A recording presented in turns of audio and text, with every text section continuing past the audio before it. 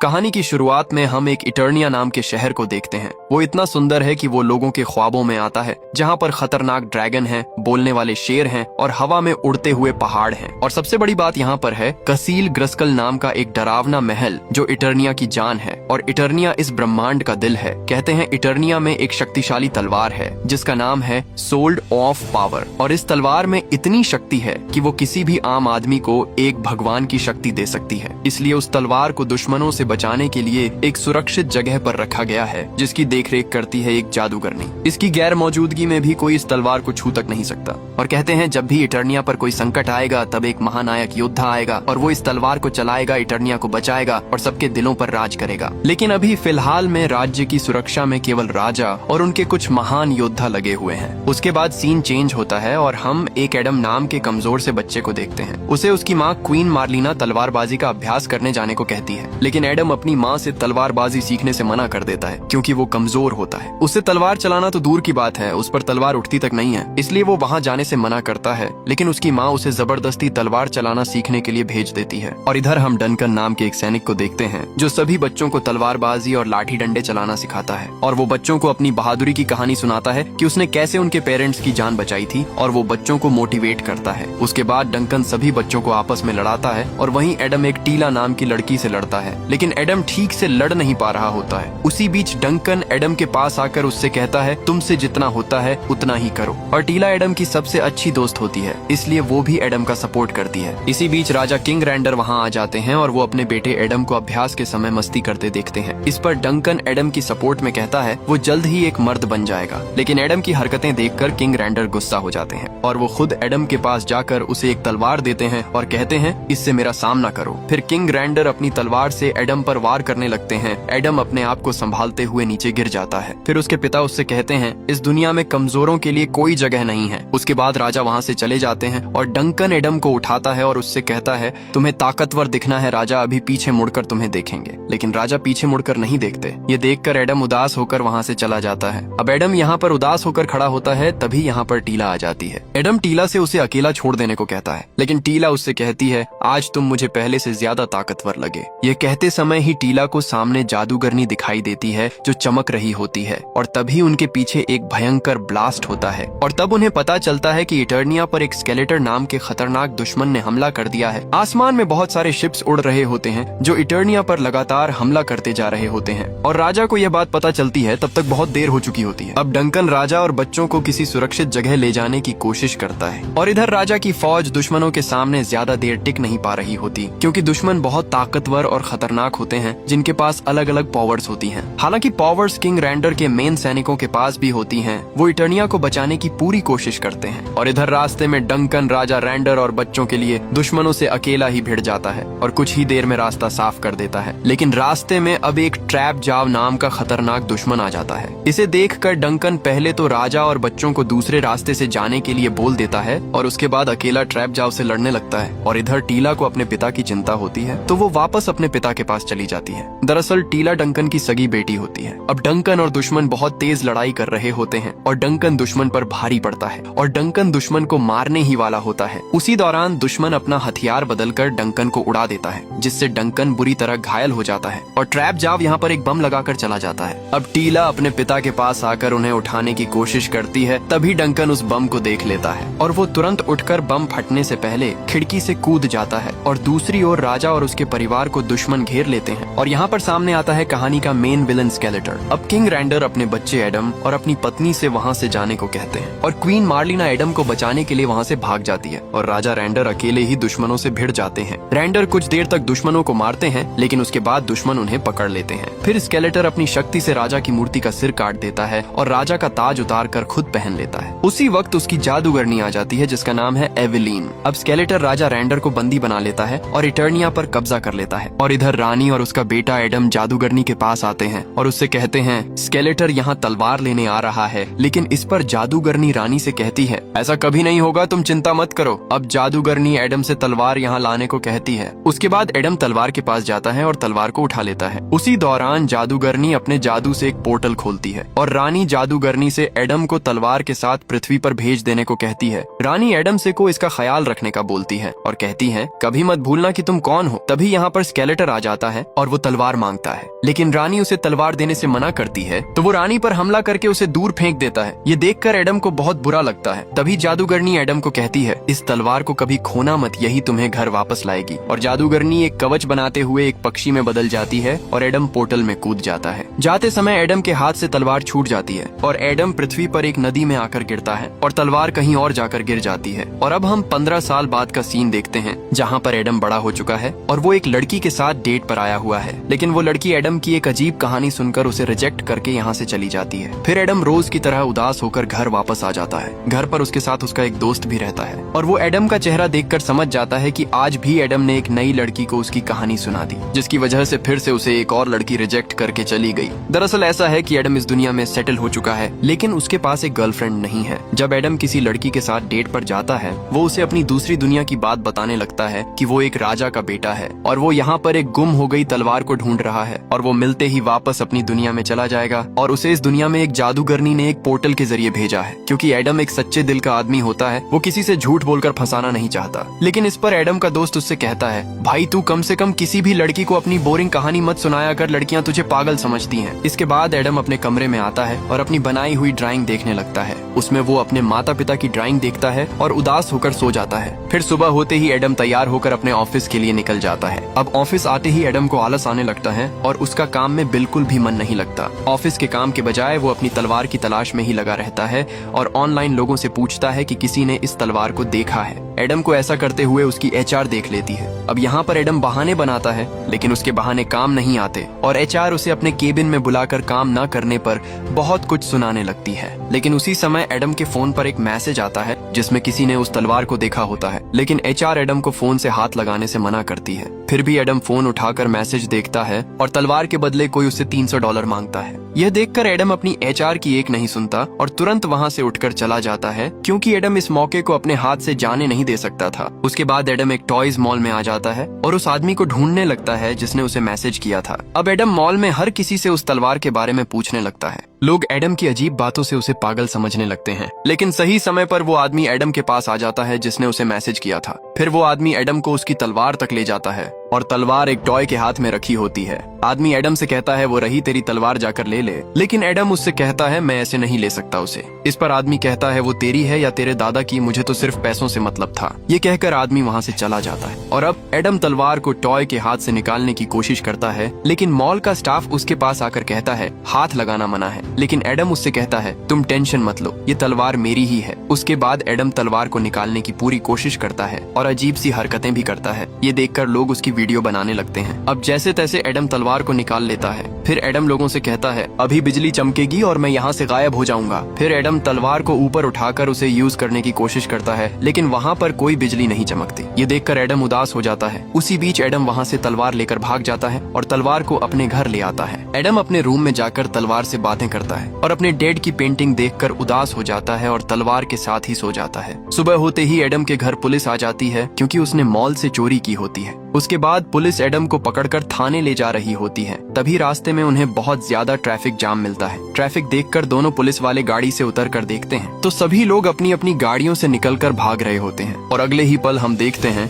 कि लोगों पर एक खतरनाक बीस्ट ने हमला कर दिया होता है। और उसी वक्त बीस्ट एडम को देखकर सीधे उसकी गाड़ी के ऊपर आ जाता है और उसका गेट खोलने लगता है। तभी एडम अपनी तलवार उठाकर उससे कांच तोड़कर यहाँ से भाग जाता है। बीस्ट एडम को देखकर तेजी से उसके पीछे आने लगता है और उसके पास आकर उस पर जोरदार हमला करता है, जिससे एडम दूर जाकर गिरता है। अब बीस्ट एडम के पास आकर उसे मारने ही वाला होता है, लेकिन सही वक्त पर एडम की बचपन की दोस्त टीला वहाँ पर आ जाती है और एडम को बचा लेती है और टीला बीस्ट को मारकर ब्रिज से नीचे गिरा देती है। अब टीला एडम को पहचान लेती है और उसे उसका नाम लेकर बुलाती है और एडम भी अब टीला को पहचान जाता है। उसके बाद टीला एडम को घर ले जाने के लिए हाथ आगे बढ़ाती है। उसी दौरान बीस्ट फिर से टीला पर हमला कर देता है, लेकिन टीला अपने आप को उससे बचाकर यहाँ से एडम के साथ भागने लगती है। अब टीला यहाँ पर आकर छिप जाती है और बीस्ट उसे सूंघते हुए ढूंढ रहा होता है। यह देखकर एडम टीला से कहता है ये भैंसा मुझसे क्या चाहता है। इस पर टीला एडम को कहती है उसे तुम नहीं यह तलवार चाहिए। जब तुमने तलवार को छुआ तब तलवार ने एक संकेत भेजा था और उस संकेत से सभी को पता चल गया कि तलवार कहाँ पर है और इसलिए ये मॉन्स्टर्स तलवार के लिए इस दुनिया में आ गए हैं। रटीला एडम से कहती है कि तुम्हें संकेत भेजने में इतना टाइम कैसे लग गया। इस पर एडम कहता है कि मुझसे तलवार खो गई थी। तभी बीस्ट इधर आने लगता है तो टीला और एडम यहाँ से भागते हैं और टीला ब्रिज से नीचे कूद जाती है। ये देखकर एडम की हवा निकल जाती है, लेकिन एडम ना चाहते हुए भी ब्रिज से कूद जाता है और एडम नीचे बुरी तरह गिरता है और साथ ही एक कार से बाल बाल बचता है।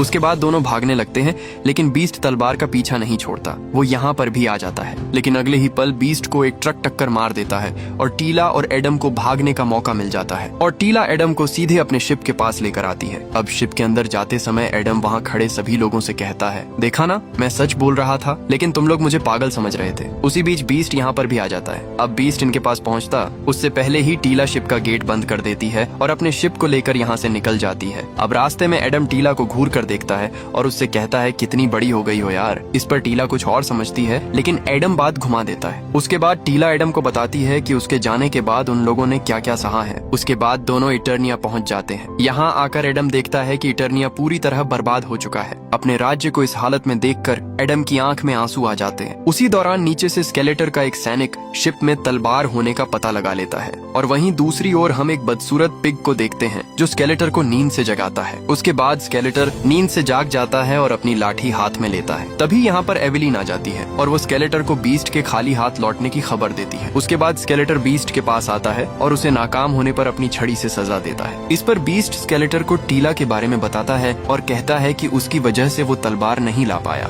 उसी दौरान एवेलिन बताती है कि टीला का शिप इटर्निया के आसमान में घूमते देखा गया है। उसके बाद स्केलेटर समझ जाता है कि तलवार वापस यहीं पर आ चुकी है। फिर स्केलेटर अपने सिपाहियों से टीला के शिप का पीछा करने को बोल देता है। उसके बाद स्केलेटर एवेलिन से अपनी ताकत के बारे में पूछता है। इस पर एवेलिन स्केलेटर को पूरे यूनिवर्स से भी ज्यादा ताकतवर बताती है और कहती है, आपके पास तो हर चीज है, अब आपको और क्या चाह है। इस पर स्केलेटर गुस्सा हो जाता है और एवेलिन के हाथ को पकड़कर उससे कहता है, मेरा सब कुछ छीन सकता है जब तक वो तलवार किसी और के हाथ में है। मुझे वो तलवार चाहिए और उसकी मदद से मैं भगवान बन जाऊंगा। और इधर टीला एडम को शाही सेना के पास ले जाती है जो स्केलेटर के डर से छुप कर रह रही है। अब टीला एडम को अपने लोगों के पास ले जाने लगती है और वहीं स्केलेटर का एक सैनिक शिप का पीछा करते हुए यहाँ तक आ जाता है और वो एडम के पास उस तलवार को देख लेता है। इधर टीला एडम को अपने साथियों के बारे में बता रही होती है, तभी उसे फिस्टो नाम का आदमी एक कमरे में खींच लेता है और वो टीला से कहते हैं, तुम इतने टाइम कहाँ गायब थी, हमने तुम्हें कहाँ कहाँ नहीं ढूंढा। इस पर टीला उससे कहती है, मुझे स्वर्ड ऑफ पावर यानी वो तलवार मिल गई है और उसे चलाने वाला भी। अब टीला एडम के बारे में सबको बताती है और कहती है, यही है राजा का बेटा एडम।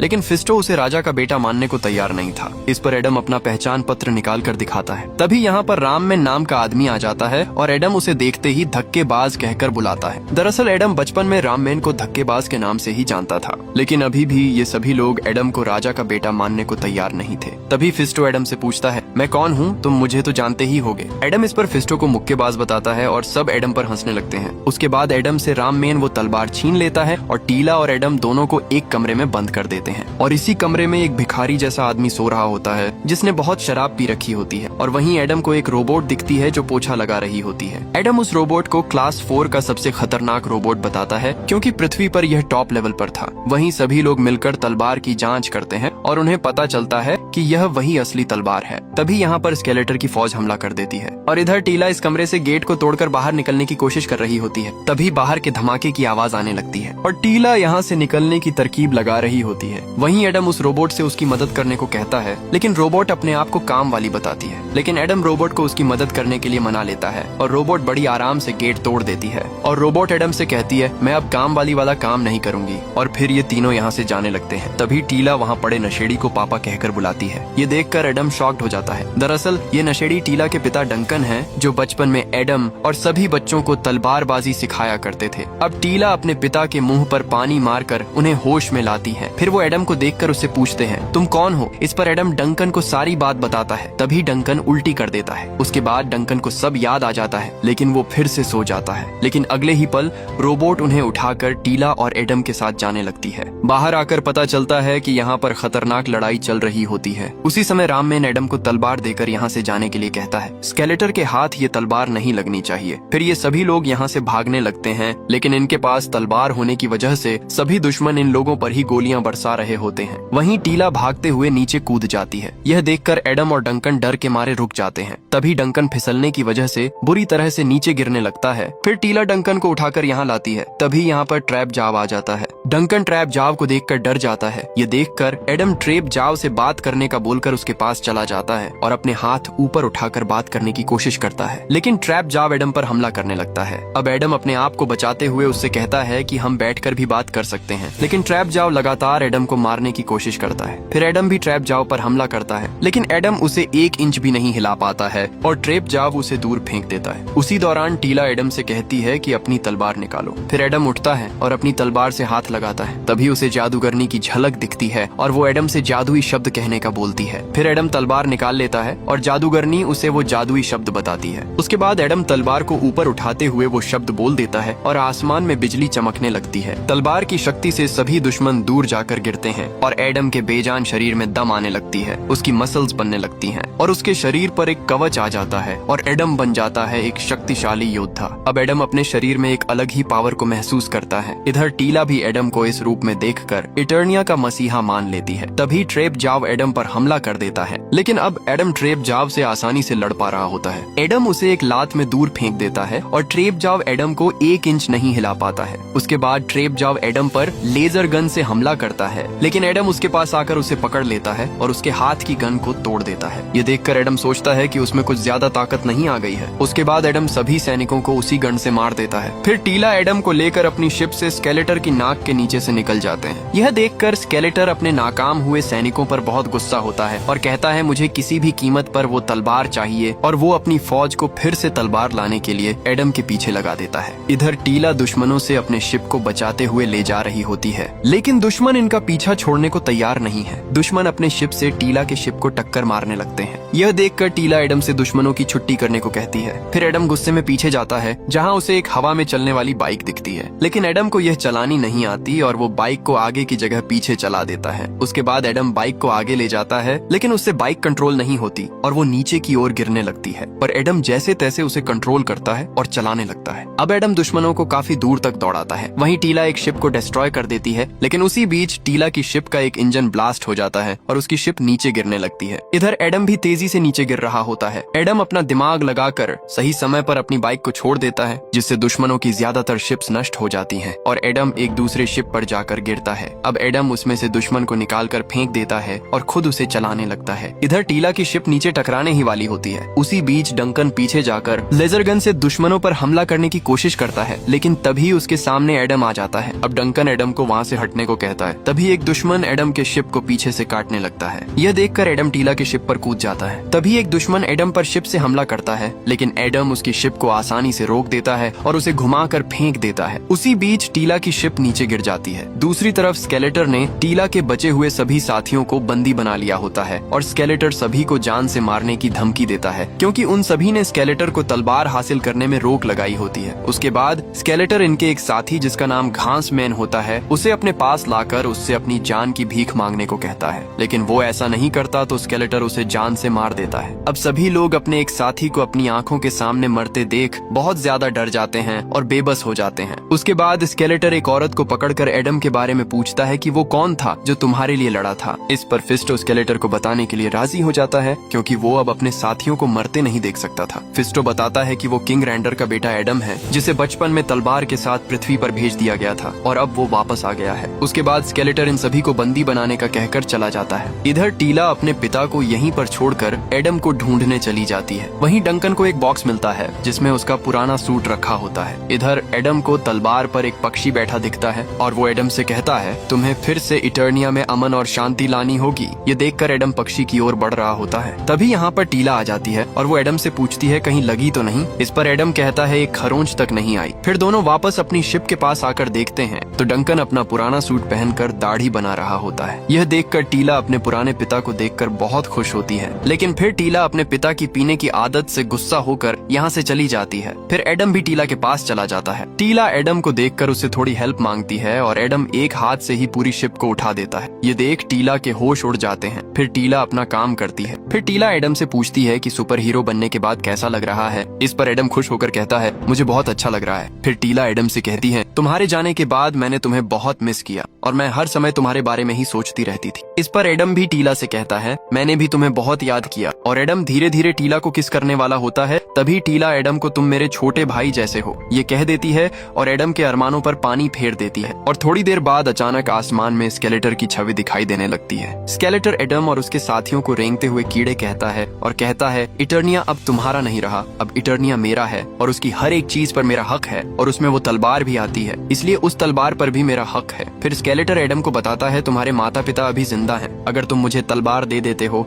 तो मैं तुम्हारे माता पिता को छोड़ दूंगा। अपने माता पिता के बारे में सोचकर एडम की आंखों में आंसू आ जाते हैं और फिर स्केलेटर यहाँ से चला जाता है। अब एडम सीधे अपने माता पिता को बचाने जाने लगता है, लेकिन टीला उसको ऐसे वहाँ जाने से मना करती है, लेकिन एडम नहीं मानता। इस पर डंकन एडम के साथ जाने के लिए राजी हो जाता है। उसके बाद टीला भी मान जाती है। फिर सभी लोग एडम के साथ स्केलेटर को मारने चले जाते हैं। अब एडम अपने साथियों के साथ स्केलेटर की बताई हुई जगह पर आ जाते हैं। यहाँ पर आते ही स्केलेटर के सैनिक एडम से वो तलवार मांगने लगते हैं, लेकिन एडम तलवार को सिर्फ स्केलेटर के हाथ में देने का कहता है। तभी यहाँ पर एवेलिन आ जाती है और वो एडम के साथियों को अपने साथ ले जाती है और एक सैनिक एडम को स्केलेटर के पास ले जाता है। एडम स्केलेटर को देखकर उससे लड़ने के लिए तलवार निकाल लेता है। तभी एडम देखता है कि उसके सामने उसके पिता रैंडर बहुत बुरी हालत में खड़े हैं। ये देखकर एडम को अपनी आंखों पर विश्वास नहीं होता और अपने बेटे को देखकर रैंडर भी बहुत खुश हो जाते हैं। तभी स्केलेटर एडम से तलवार मांगता है। इस पर एडम पहले उसके पिता को छोड़ने का कहता है, लेकिन स्केलेटर अपने सैनिकों को यहाँ पर बुलाकर एडम से तलवार छीनने को कह देता है, लेकिन एडम सभी सैनिकों पर भारी पड़ता है। उसी बीच एक सैनिक गोली मारकर एडम की तलवार नीचे गिरा देता है और सभी सैनिक एडम पर एक साथ हमला करते हैं, जिससे एडम थोड़ा कमजोर पड़ जाता है। लेकिन फिर एडम एक सैनिक को उठाकर उससे ही सभी पर हमला कर देता है। तभी एक सैनिक को तलवार मिल जाती है, लेकिन एडम उस पर वार करके तलवार नीचे गिरा देता है। फिर एडम कांटे वाले राक्षस को बुरी तरह पीट देता है और राजा अपने बेटे की फाइट देखकर बहुत खुश होता है। तभी एडम को तलवार मिल जाती है, लेकिन बहुत सारे सैनिक एकदम एडम पर चढ़ जाते हैं और एडम को दबोच लेते हैं। लेकिन तभी एडम एक साथ सभी को दूर फेंक देता है और अब एडम अकेला ही सभी को एक एक करके धूल चटा रहा होता है। उसके बाद एक लाल दानव को पकड़कर उसका सींग तोड़ देता है और उसे नीचे फेंक देता है। अब यहाँ पर एडम अकेला ही स्केलेटर की पूरी फौज को संभाल देता है। फिर एडम स्केलेटर पर हमला करने जाता है। एवेलिन अपनी शक्तियों से एडम को वहीं रोक देती है, लेकिन एडम गुस्से में आकर अपनी शक्ति से स्केलेटर पर वार करता है, लेकिन उसका वार पीछे दीवार पर लग जाता है, जिससे वहाँ की दीवार टूटकर एडम के पिता के ऊपर गिर जाती है। यह देखकर एडम तुरंत पत्थरों को हटाकर अपने पिता को निकालता है। अब एडम के पिता उसको एक मर्द की तरह लड़ते देख उसकी तारीफ करते हैं और थोड़ी देर में राजा रैंडर एडम को छोड़कर चले जाते हैं। ये देखकर एडम बहुत दुखी हो जाता है। उसी दौरान स्केलेटर यहाँ आकर एडम पर वार करके उसे बेहोश कर देता है। उसके बाद एडम को भी उसके साथियों के साथ जेल में डाल दिया जाता है और तभी एडम के सामने उसकी माँ आती है।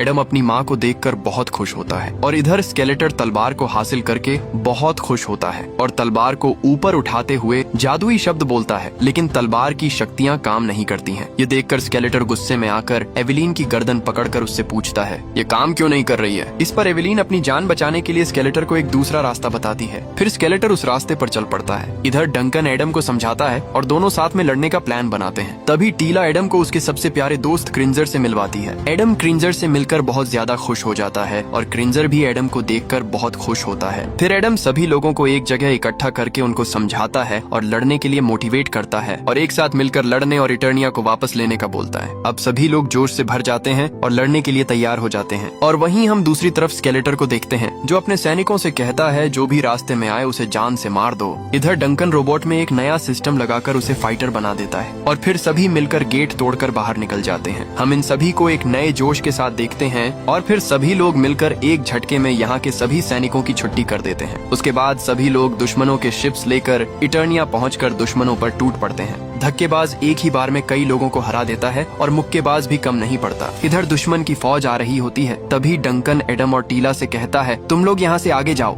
मैं उन्हें संभाल लूंगा। उसके बाद टीला अपने पिता से आखिरी बार गले मिलती है। तभी एडम भी उन दोनों से चिपट जाता है। फिर एडम और टीला क्रिंजर के साथ आगे बढ़ते हैं, लेकिन क्रिंजर अभी भी फट्टू होता है। वो वहाँ जाने से मना करने लगता है, लेकिन एडम के लिए उसे उसके साथ जाना पड़ता है। इधर धक्केबाज और मुक्केबाज मिलकर पूरी फौज की बैंड बजा रहे होते हैं और इधर स्केलेटर यहाँ पर आकर तलवार तलवार की शक्तियाँ हासिल करने की जुगाड़ में होता है। तभी एडम और टीला क्रिंजर पर बैठकर यहाँ पर आ जाते हैं। स्केलेटर के सैनिक एडम को देखते ही भागने लगते हैं। उसके बाद एडम सीधे स्केलेटर के पास एंट्री मारता है और सीधे जाकर तलवार उठा लेता है और स्केलेटर देखता रह जाता है। टीला सीधे जादूगरनी पर टूट पड़ती है और वहीं क्रिंजर बीस्ट से भिड़ जाता है और इधर डंकन पर बहुत सारी फौज टूट पड़ती है, लेकिन डंकन यहाँ पर घबराता नहीं है और अपने दिमाग का यूज करके एक मूर्ति पर मिसाइल मारकर गिरा देता है, जिससे वहाँ का पुल टूट जाता है। ये देखकर दोनों बहुत खुश होते हैं, लेकिन तभी यहाँ पर ट्रैप जाव आ जाता है और वो सीधे रोबोट पर हमला करके उसे खत्म कर देता है। ये देखकर डंकन को बहुत ज्यादा गुस्सा आ जाता है और वो अपना हथियार निकालकर ट्रेप जाव पर टूट पड़ता है और ट्रेप जाव के मुंह में एक बम ठूंसकर नीचे कूद जाता है और ट्रेप जाव फट जाता है और डंकन वहीं रोबोट को मरता देख दुखी हो जाता है। इधर स्केलेटर एडम को मारने की पूरी कोशिश कर रहा होता है, लेकिन एडम अपनी तलवार की मदद से उसका वार झेल जाता है और अगले ही पल तलवार टूट जाती है। एडम दूर जाकर गिरता है। ये देखकर स्केलेटर उसे खिलौने वाली तलवार बताता है। फिर स्केलेटर एडम के सिर को पकड़ लेता है, जिससे एडम को बहुत दर्द होता है और एडम अचानक अपनी जिम में पहुंच जाता है, जहां पर स्केलेटर जिम करते करते एडम को नीचा दिखाता है। फिर एडम अपनी डेट पर पहुंच जाता है, जहां लड़की एडम से उसकी दुनिया कैसी थी पूछती है। तभी स्केलेटर यहां आकर एडम को खींच कर ले जाने लगता है। फिर वो अपने ऑफिस में पहुंच जाता है और यहाँ पर भी स्केलेटर आकर एडम से कहता है, इटर्निया तेरा घर नहीं, वो सिर्फ तेरा ख्वाब है।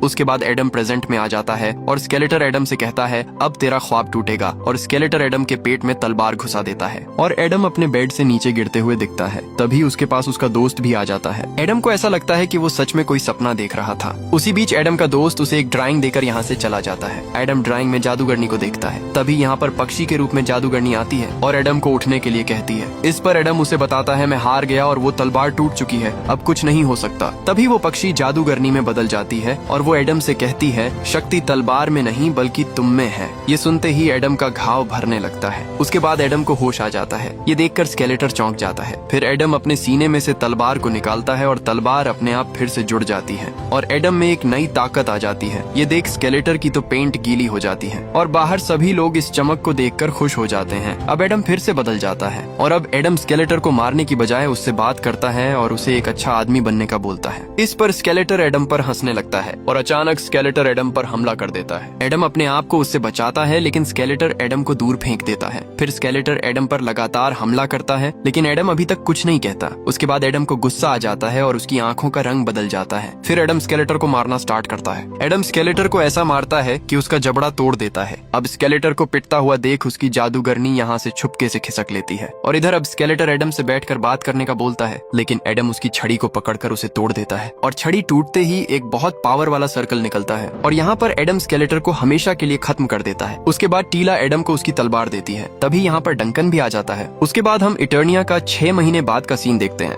जिसमें इटर्निया फिर से एक खुशहाल राज्य में बदल जाता है। उसके बाद हम एडम की पूरी टीम को हंसते हुए देखते हैं। अब एडम के सभी साथी जंग जीतने के बाद बहुत खुश होते हैं और इसी सीन के साथ ये कहानी खत्म हो जाती है। अगर आपको ये वीडियो अच्छी लगी हो तो प्लीज वीडियो को एक लाइक करें और चैनल को सब्सक्राइब जरूर करें।